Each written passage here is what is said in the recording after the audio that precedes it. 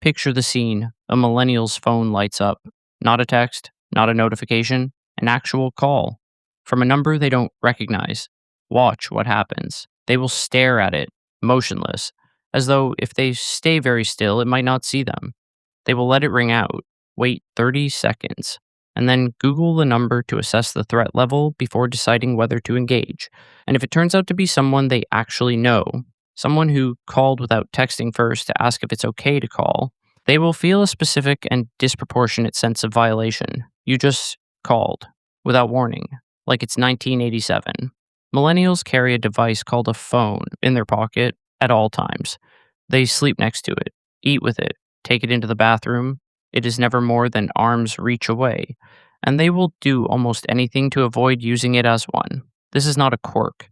It is not laziness, and it is not, despite what your boomer uncle thinks, a sign of social decay.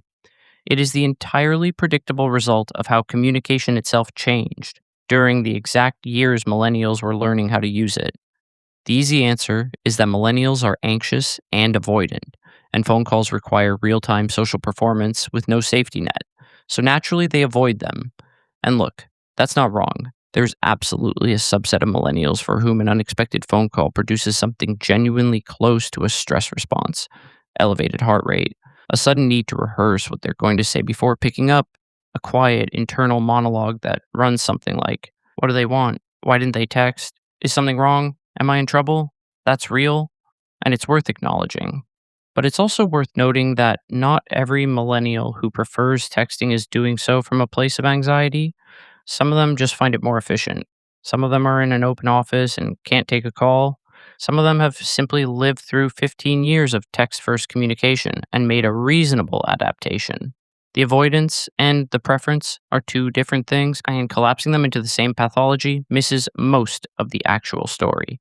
To understand why millennials relate to phone calls the way they do, you have to understand the specific communication revolution they lived through and what it quietly rewired. Force 1, the generational handoff. Millennials didn't grow up phone avoidant. They grew up on the phone. Long, wandering, completely purposeless conversations with friends, lasting hours, stretching from after school until a parent intervened, covering nothing and everything simultaneously. The landline was the social infrastructure of millennial adolescence. They were comfortable with it, fluent in it. It was just how you stayed connected when you couldn't be in the same room. And then, somewhere in the mid to late 2000s, the phone call quietly lost its monopoly.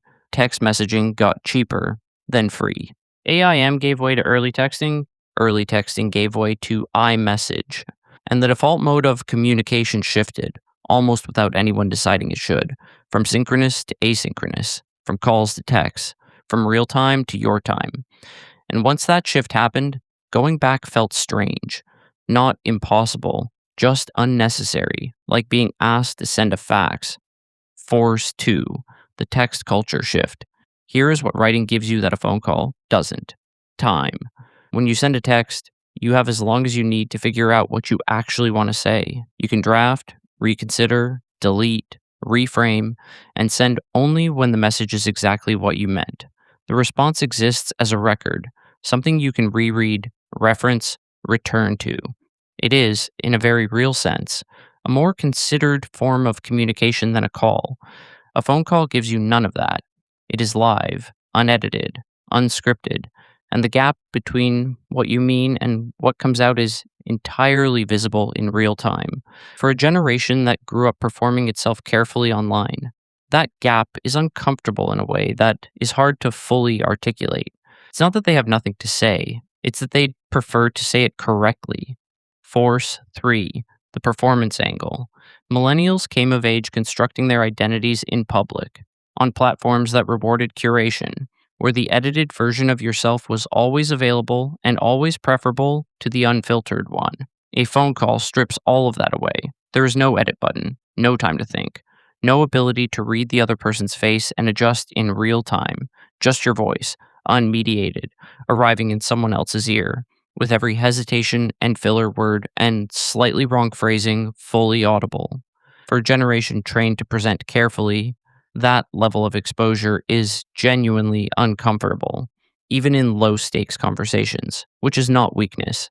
It is just what happens when your primary communication tools for 15 years have all come with an undo button, and suddenly one doesn't. Force 4, the anxiety connection. It would be dishonest to leave this part out entirely. Phone calls are, by their nature, uncontrollable in a way that texts are not. You don't know when they're coming, you don't know how long they'll last, you don't know what the other person's energy is going to be, and you can't pause to collect yourself mid conversation.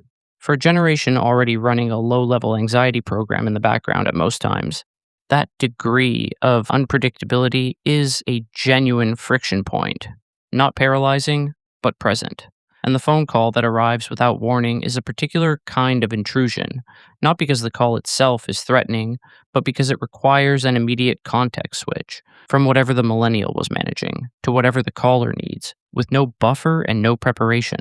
That is a small ask for a generation that grew up with less anxiety. For this one, it lands differently. A millennial wants to try a new restaurant on Saturday night.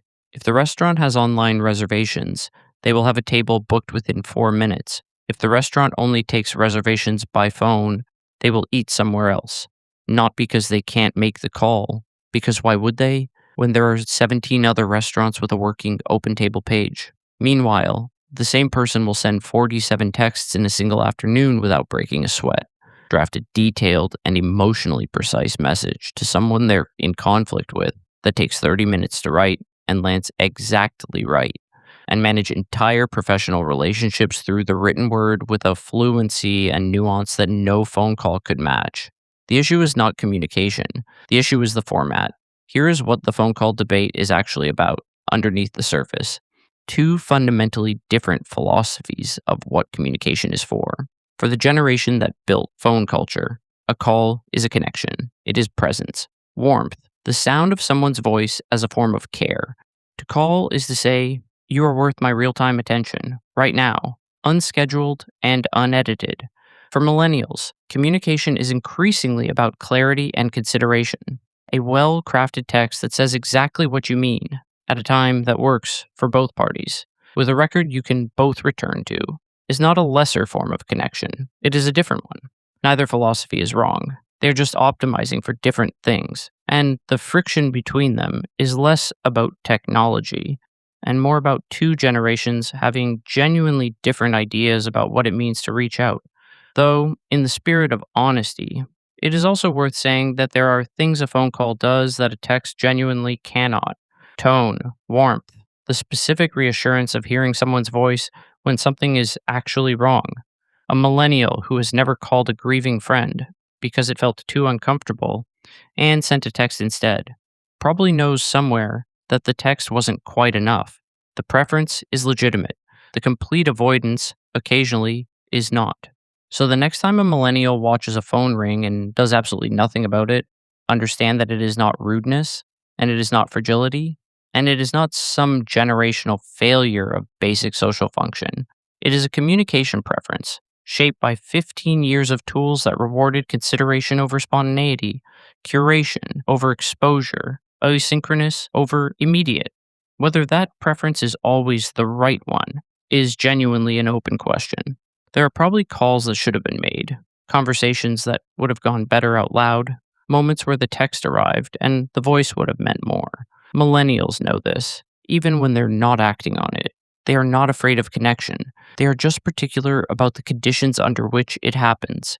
And in a world that has always asked them to perform on someone else's timeline, the ability to communicate on their own terms feels less like avoidance and more like the one small thing they get to control. Even now, even still, the phone is lighting up somewhere, and a millennial is staring at it, deciding whether this is the one worth answering.